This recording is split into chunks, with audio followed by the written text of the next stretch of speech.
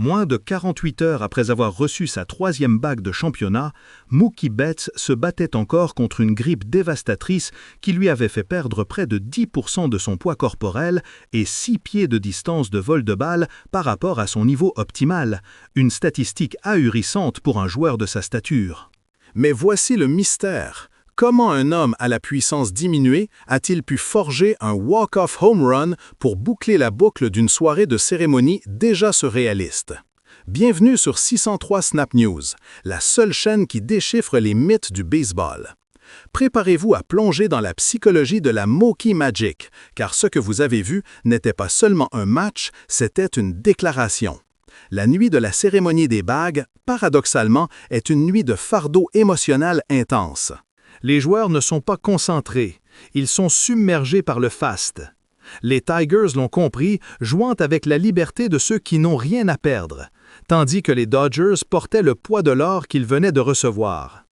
Thierry Lacroix, analyste pour Le Diamant Éclair, a noté « La cérémonie des bagues est une malédiction déguisée. Elle injecte trop d'émotions, brisant le rythme. » Yamamoto, avec ses 10 strikeouts, a prouvé sa dominance technique jusqu'en 5e manche, mais le splitter qui a cédé sur les circuits solos montre que même l'élite manque de la micro-précision nécessaire sous cet afflux d'adrénaline collective. Pendant ce temps, Jack Flaherty, l'ancien Dodger de passage chez les Tigers, a exploité cette tension, lançant un no-hitter jusqu'en 5e. Sa performance n'était pas seulement physique, elle était psychologique, visant ses anciens frères d'armes. On sentait l'énergie de Jack, a affirmé Antoine Dubois, un ancien coéquipier. Il voulait prouver que l'échange avait été bénéfique pour lui, même en face de ses anciens coéquipiers. Flaherty jouait avec un double objectif, le sien et l'honneur du maillot adverse. Les Tigers, malgré la perte de Torres sur blessure, ont battu une avance de 2-0 uniquement sur la puissance, profitant de l'étrange incapacité des Dodgers à capitaliser sur leurs propres occasions, laissant les bases pleines en 5e. C'est alors que le scénario s'est accéléré et le poids de la bague a basculé d'un fardeau à une source de carburant. L'étincelle est venue, évidemment, de Freddie Freeman. Son premier coup sûr de la saison, un circuit égalisateur en 6e manche, a secoué le stade et rappelé à tous que l'ADN de cette équipe est la résilience. Mais le premier coup de théâtre spectaculaire est arrivé en 8e, lorsque Mookie Betts, malgré son état physique précaire, a envoyé un missile juste assez loin au-dessus du mur pour prendre l'avantage 3-2.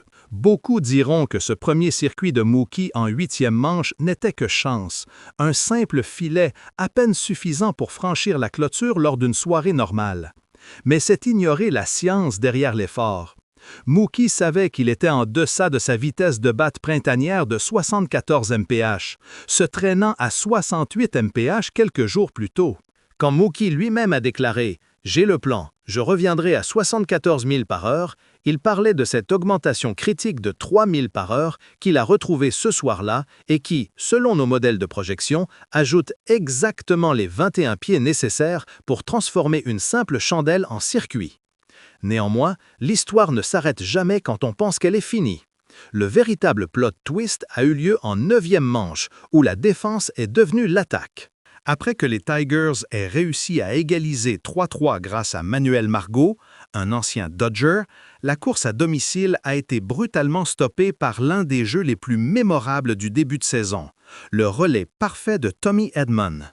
Le call initial de safe a été renversé grâce à un lancer précis et un tag chirurgical.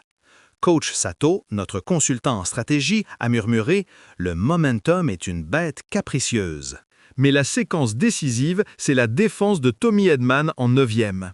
Ces 3 jeux défensifs successifs, culminant avec ce tag spectaculaire et renversé par la vidéo, étaient le véritable plot twist qui a permis aux Dodgers d'arriver en 10e avec une chance. Mais le sort en a décidé autrement. En 10e manche, la pression a explosé. Luis Garcia n'a pas pu contenir les coureurs libres et Dylan Dingler, l'auteur d'un circuit solo plus tôt, a frappé pour donner l'avantage aux Tigers 5-3 avec 2 points inattendus. La magie semblait s'être éteinte. C'était le moment le plus lent, le plus sombre du match. Tout espoir reposait sur le bas de l'alignement. Mais c'est là que l'esprit du championnat a pris le dessus. Michael Conforto a frappé un double de règle du terrain, suivi par le frappeur suppléant d'anniversaire, Will Smith, dont le simple a égalisé le score à 5-5. Puis Shohei Ohtani a enchaîné un simple, plaçant la course gagnante à 90 pieds. Et là, Mookie, l'homme qui se remettait de la maladie, l'homme qui avait déjà frappé un circuit controversé.